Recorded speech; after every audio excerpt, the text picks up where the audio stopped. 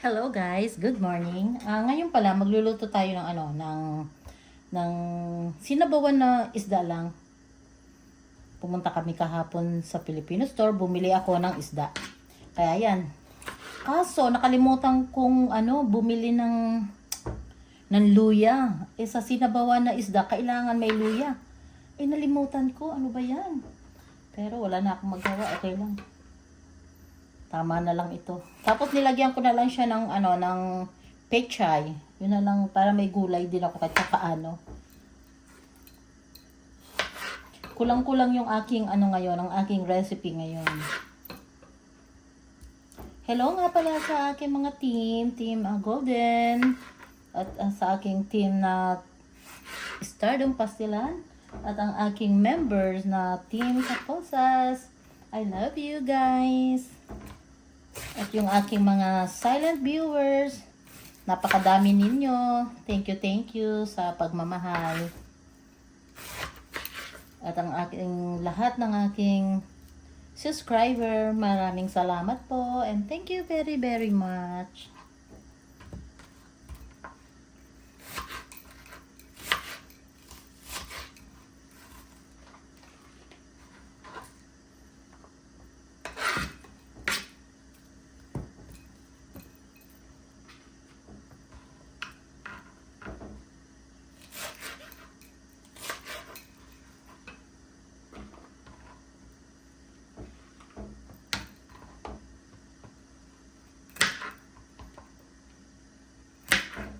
Lagyan lang natin ng sili, kahit hindi ako kumakain ng sili, palamuti lang.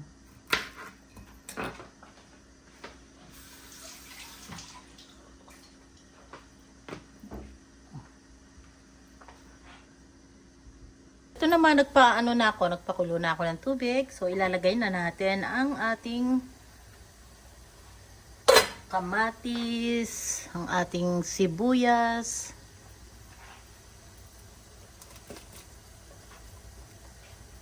lahat to isabay na natin. Sabay-sabay na yan lahat. At kukunin ko yung ating isda.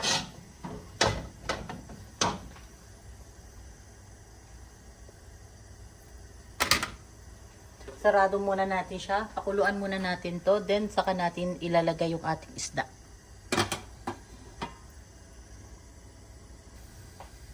Ayan guys, buksan natin. Lagyan muna natin siya ng asin. Lagyan natin ng paminta.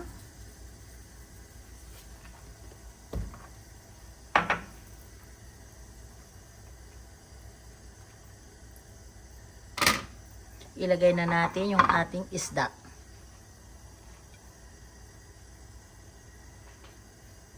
Ito guys, hindi ko alam kung anong pangalan ng isda na to. Binili ko sa Filipino store. Buti na lang malapit ang Filipino store sa amin. Mga 25 minutes drive lang.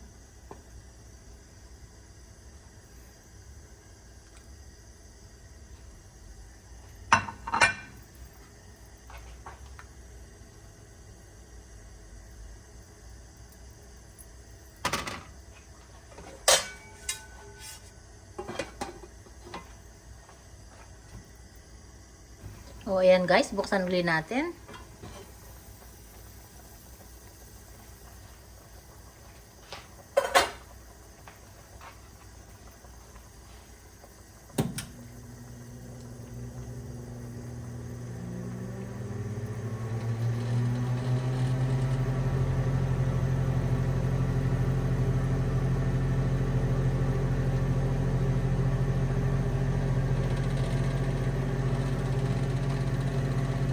Tikman natin kung medyo okay na yung yung nilagay kong asin. kung ano yung lasa na.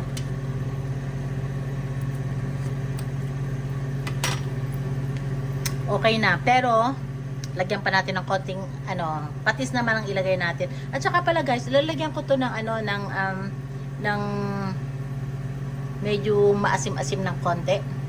Kasi meron ako dito na binili na sinigang sa sa isda. Kunin natin at ilagay na natin. Lagyan na natin para lalong sumarap.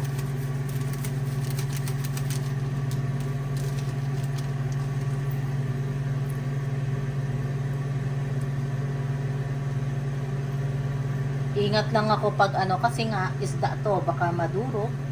Kaya ingat-ingat lang.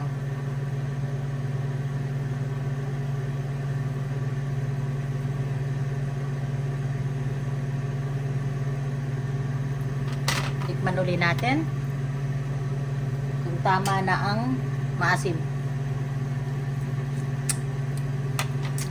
Sarap. Sarap talaga ng ng maasim sa pag nagluluto ka. Ang sarap. Guys, 'di ba kanina nung nag-uumpisa ako, sabi ko ang iluluto ko sana is yung sinabawan na isda lang. Kasi kailangan may luya. Eh wala akong luya. So ang ginawa ko na lang ng ng sinabawan na isda na lang na may na maasim. Na sinigang, parang sinigang sa isda na lang. Yun na lang ang ginawa ko. Kasi wala kasi akong luya. Dapat kung may luya sana, okay lang. Kaso wala akong luya, kaya iniba ko na lang. Kaya umano ako ng talong. Meron akong talong, so lalagyan ko na lang ito ng talong.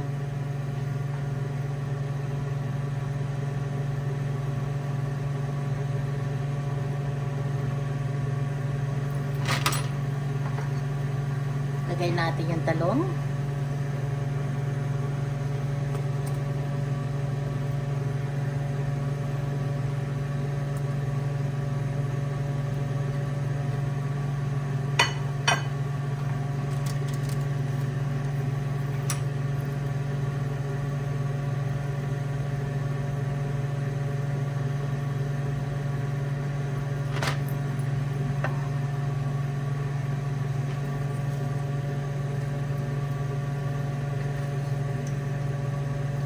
Ito munang ilagay natin yung tangkay ng pechay. Mamaya na natin ilagay yung dahon ng pechay.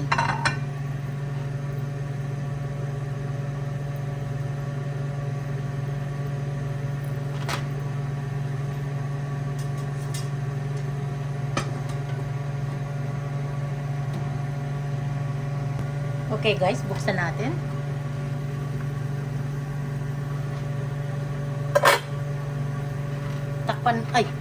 Tikman pala natin muna kung talagang okay na ang lasa natin. Dahil kung hindi naman, pwedeng dagdagan.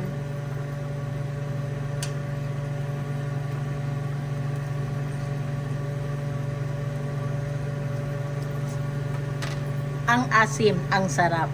Yan ang gusto ko sa sa sinigang. Or either sa pag nagluto ako ng sinigang na baboy or isda, gusto ko talaga is maaasim. Alam nyo guys, ang hirap talaga gumawa ng content. Kung ano yung gagawin mo, iluluto mo, kung ano ipapalabas mo sa mga sa mga tao na manunood, na kailangan magustuhan nila, ganon. Kasi yung mga content ko yung iba na nagawa ko na, kaya nag-iisip talaga ako na kung ano pa ang hindi ko nagagawa at hindi ko naluluto. Katulad nito, wala pa pala akong sinigang na na isda. So ayan, may pang content tayo. O ayan, pwede na to. Okay na siya. Ilagay na natin ang dahon ng pechay.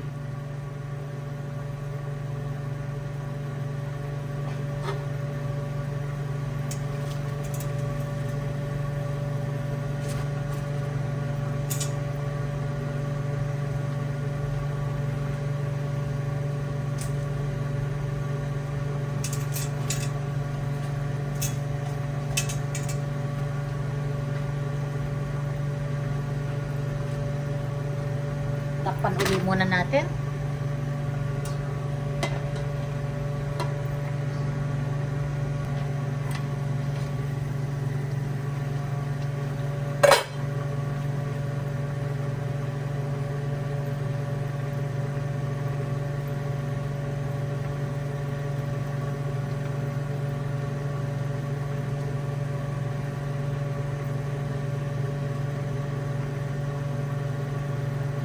guys, luto na. Thank you sa mga panunood po ninyo sa Mami Dory Sarong Vlog. Maraming salamat po. Okay na to, okay na. Tapos, kakain na ako kasi hindi pa ako kumakain. Talaga, inintay ko lang talaga to na matapos at kakain na ako. Tanghalian na ngayon namin is 1 o'clock na ng hapon. So, kain na ako. Thank you guys! I love you all! Thank you for watching!